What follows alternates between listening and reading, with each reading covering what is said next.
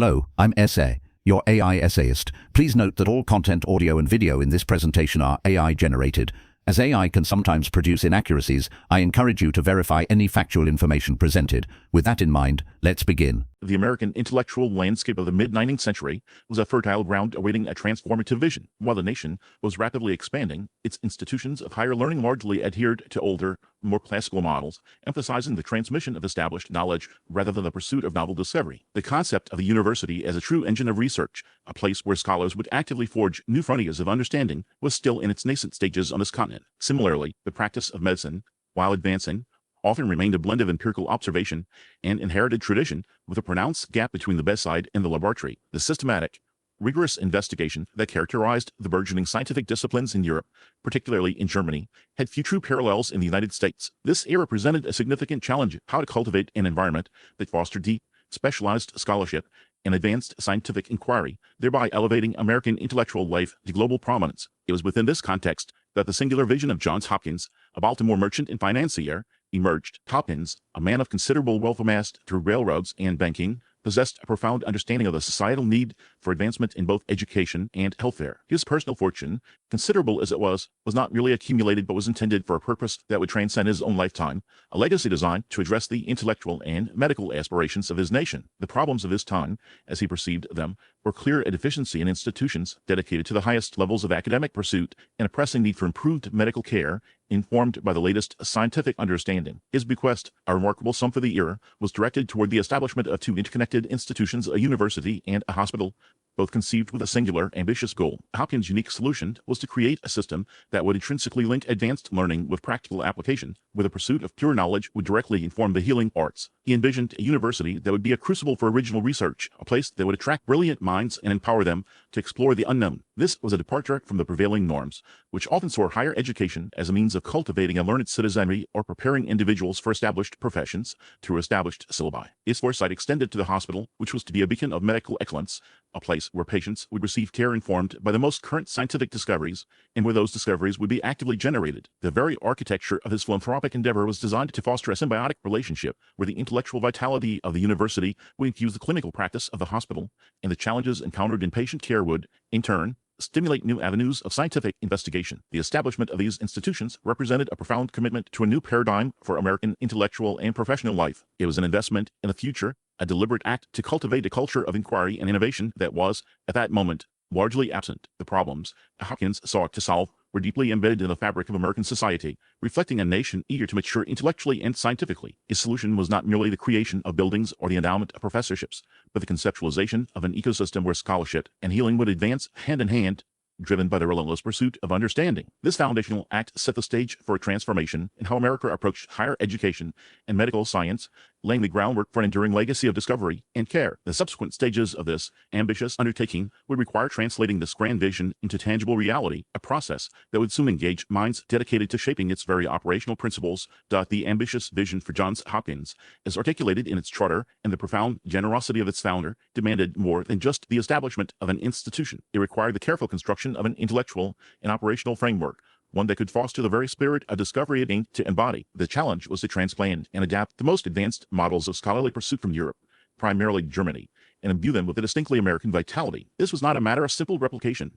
It was an act of visionary synthesis aimed at creating a university that would redefine the landscape of higher learning and scientific endeavor within the United States. The critical question became who could best translate this grand ambition into a living, breathing entity, and what foundational principles would guide its ascent. The selection of Daniel Coit Gilman as the first president of Johns Hopkins University in 1875 was a pivotal moment, an act of prescience that would shape the institution's destiny for generations. Gilman was an educator of considerable experience and a keen observer of the burgeoning intellectual currents of his time. He had served as librarian at Yale College and later as president of the University of California, gaining first-hand knowledge of the challenges and possibilities inherent in establishing and nurturing academic institutions. His appointment signaled a commitment to a particular kind of university, one that would prioritize original research and scholarly investigation above all else. This was a significant departure from the prevailing American norm, where colleges often emphasized undergraduate instruction and the transmission of existing knowledge rather than the generation of new discoveries.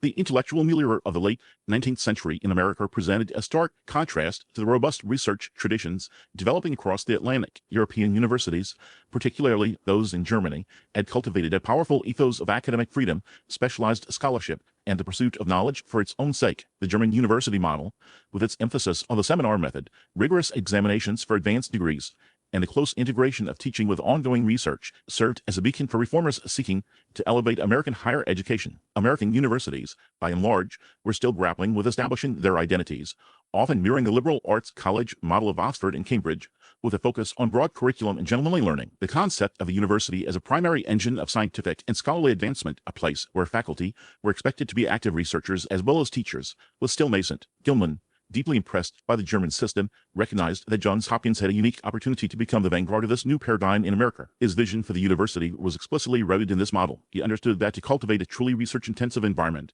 the institution needed to attract scholars of the highest caliber, individuals who were not only masters of their fields, but also pioneers pushing the boundaries of knowledge. This meant creating an atmosphere that fostered intellectual curiosity, provided the necessary resources for research, and offered the freedom for scholars to pursue their investigations without undue constraint. The university's charter, with its substantial endowment from the estate at Johns Hopkins, provided the financial wherewithal to pursue this ambitious goal, a luxury few American institutions of the era could afford. The establishment of a rigorous doctoral program was central to Gilman's strategy. He envisioned the Johns Hopkins PhD as a mark of genuine scholarly achievement, earned through years of dedicated study and original research rather than a perfunctory degree. This contrasted sharply with the limited opportunities for advanced study available in the United States at the time, which often necessitated travel to Europe for those seeking the highest levels of academic training. Gilman aimed to create a domestic institution that could compete with, and indeed surpass, its European counterparts in the quality and depth of its graduate education. The seminar, a pedagogical innovation imported from Germany, became a cornerstone of this approach. These small, intensive gatherings of students and faculty allowed for deep engagement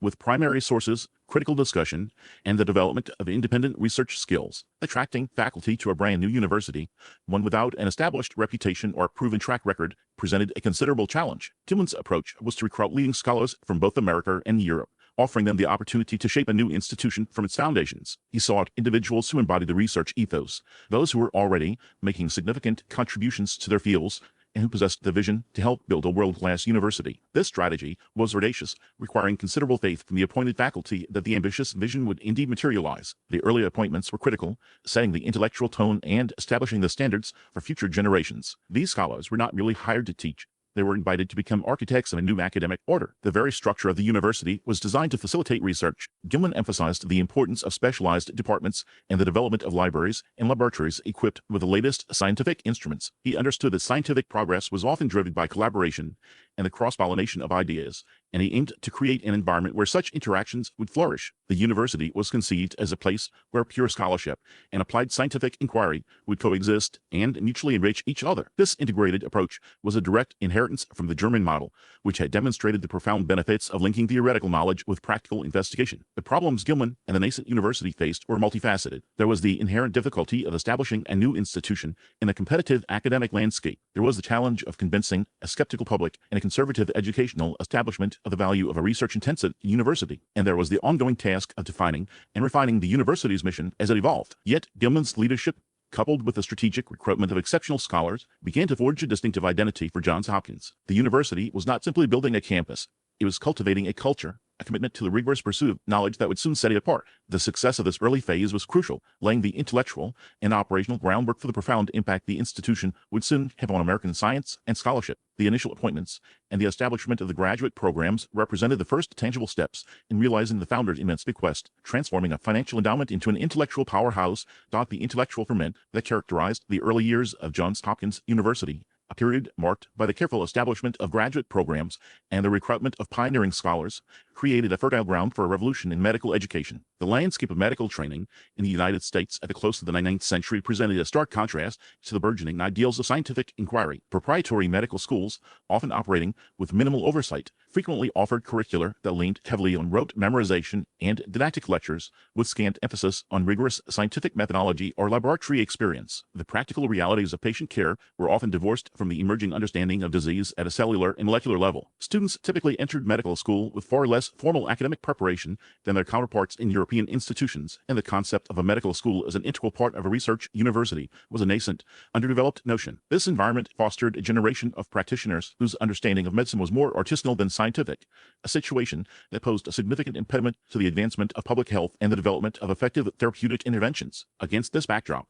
The vision for the Johns Hopkins School of Medicine emerged as a radical departure, a deliberate reimagining of what medical education could and should be. The founder's bequest stipulated that the medical school would only open once a substantial endowment of $10 million was secured, a condition that ensured its establishment would be on a foundation of financial stability, allowing for the pursuit of an ambitious educational agenda. This financial prudence was coupled with an unwavering commitment to a research-centric model, a principle that would define the institution's identity. The university's leadership understood that to truly advance medical science, the medical school had to be inextricably linked to a hospital dedicated to clinical investigation and the application of scientific principles to patient care. This was not merely an addition to the university's offerings, it was a fundamental reimagining of the medical profession itself, one that placed scientific discovery at its very core. The men entrusted with shaping this groundbreaking institution were luminaries in their respective fields, each bringing a unique perspective that coalesced into a powerful, unified vision. William H. Welch, appointed as the first dean of the medical faculty, brought with him an unparalleled understanding of German medical education,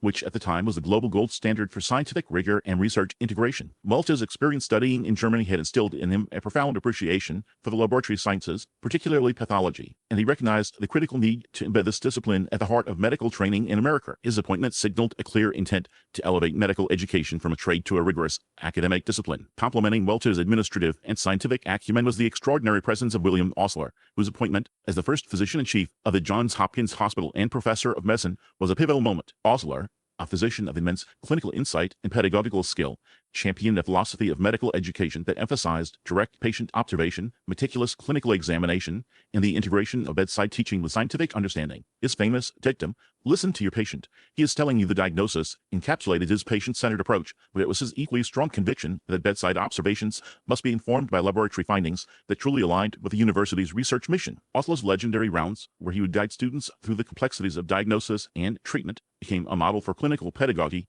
demonstrating how scientific knowledge could be directly applied to the art of healing. His presence attracted other gifted clinicians and researchers, creating a magnetic force that drew talent to Baltimore. Franklin P. Mell, appointed as the first head of the Department of Anatomy, played a crucial role in establishing the foundational scientific disciplines. Mell's own research, particularly his work on the microscopic structure of the nervous system, exemplified the kind of detailed, empirical investigation that the new medical school aimed to foster. He understood that a deep comprehension of human anatomy at both macroscopic and microscopic levels was indispensable for understanding physiological processes and the pathological changes that underlie disease. Mell's commitment to rigorous dissection and histological study provided the essential anatomical bedrock upon which the entire scientific edifice of the medical school would be built. His meticulous approach to teaching anatomy set a precedent for the detailed, evidence-based instruction that would characterize all departments. The curriculum developed under this triumvirate was revolutionary. A prerequisite of a college degree, including a strong foundation in chemistry, physics, and biology, was established for admission. This requirement immediately elevated the intellectual caliber of the student body,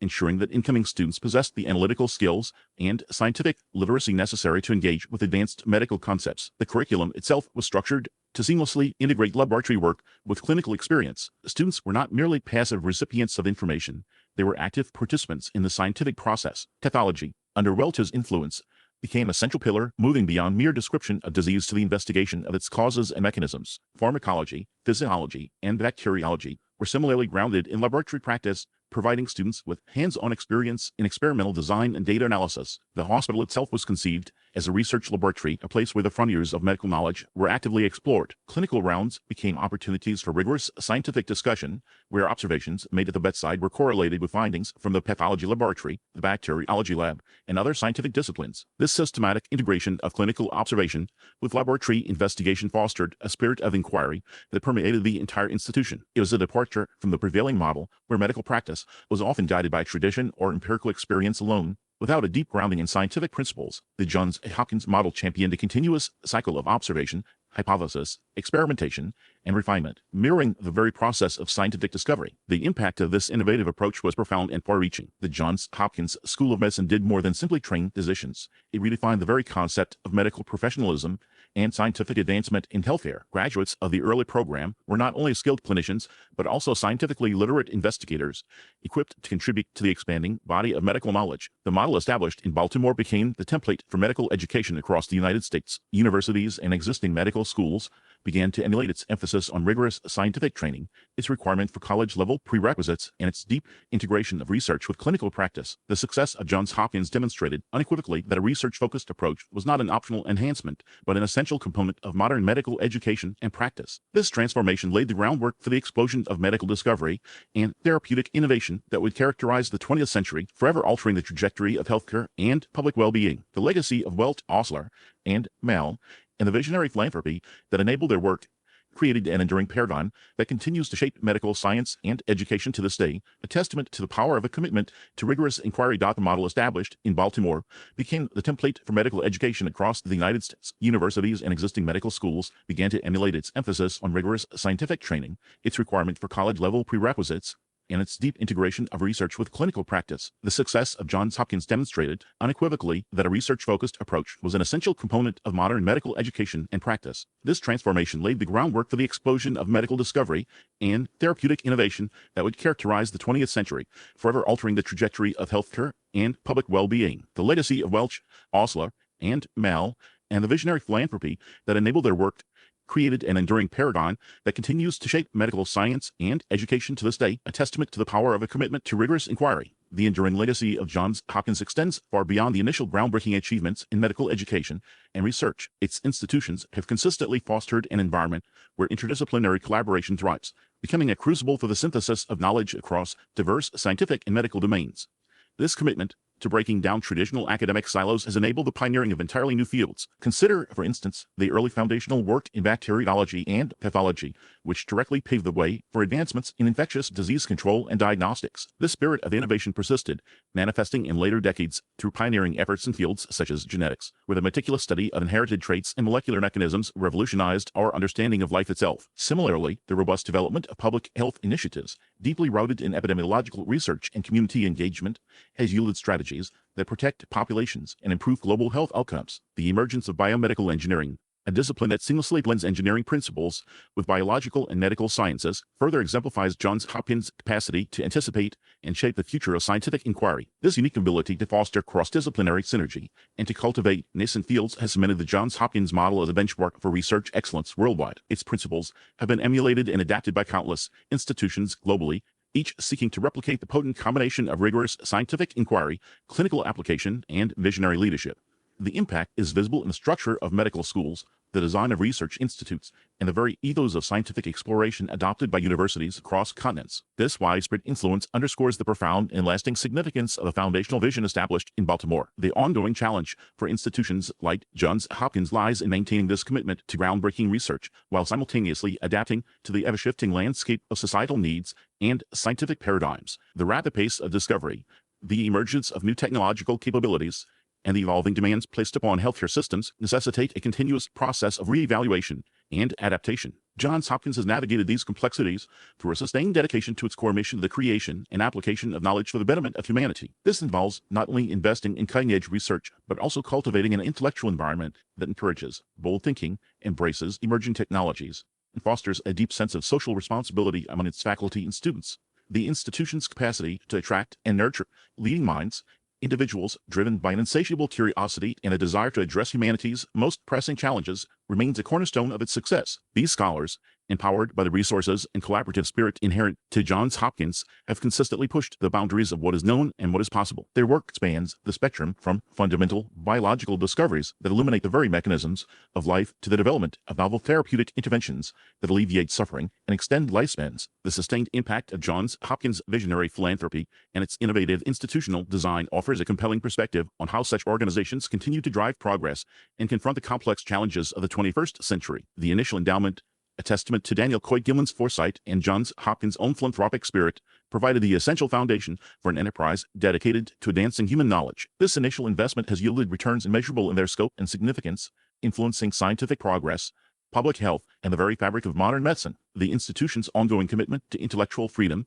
rigorous scholarship, and the translation of discovery into tangible benefits for society ensures its continued relevance and its pivotal role in shaping the future. The evolution of Johns Hopkins institutions reflects a dynamic interplay between enduring principles and adaptive strategies. The early emphasis on scientific rigor, exemplified by the establishment of the School of Medicine with its demanding curriculum and its integration of laboratory research with clinical experience, set a precedent that reshaped medical education. This model, emphasizing the physician as a scientist, fostered an environment where clinical observation informed experimental design and experimental findings, in turn, refined clinical practice. This cyclical process of inquiry and application became the hallmark of Johns Hopkins' contribution to the medical sciences, creating a virtuous loop of discovery and improvement. Furthermore, the institution's commitment to public health, a natural extension of its medical and scientific endeavors, has been instrumental in addressing societal well-being on a broader scale. The establishment and growth of programs focused on epidemiology, biostatistics, and health policy have provided critical insights and practical solutions for tackling global health crises,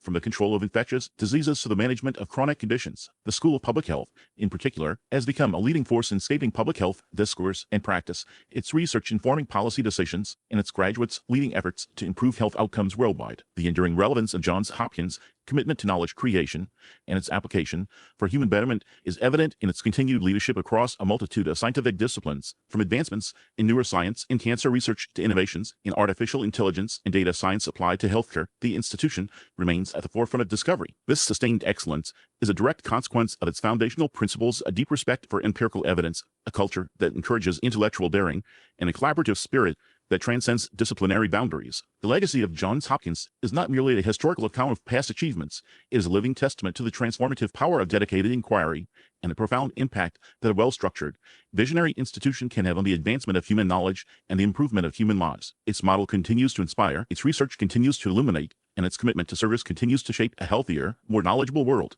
We really appreciate you tuning into this AI-powered presentation.